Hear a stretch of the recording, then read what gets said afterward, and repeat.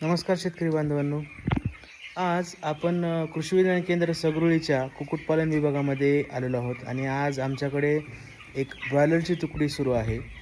आजचा दिवस आहे 14वा आणि आपण पाहू शकता की अशा पद्धतीने आपल्याकडे जे पक्षी आहेत ते साधारणपणे 280 ते 350 ग्रॅमच्या दरम्यान पक्ष्यांचे वजन आपल्याला ॲव्हरेज पक्ष्यांचे वजन मिळाले आहे.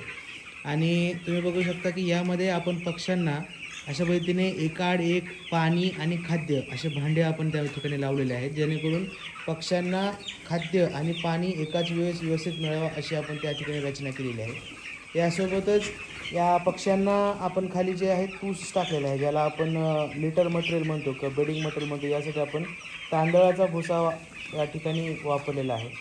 आणि ही जी बॅच आहे जी साधारणपणे आणखी 3 आठवडे म्हणजे जवळजवळ 40-42 दिवसापर्यंत आपल्यासोबत राहील.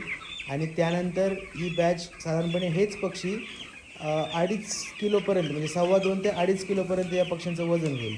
मग ह्यांच्यासाठी आपल्याला व्यवस्थापन ह्यासाठी आवश्यक आहे की या पक्ष्यांना आपण चांगल्या पद्धतीचं खाद्य आणि नियमितपणे खाद्य दिलं तर या पक्ष्यांची वाढ आपल्याला व्यवस्थितरित्या होईल.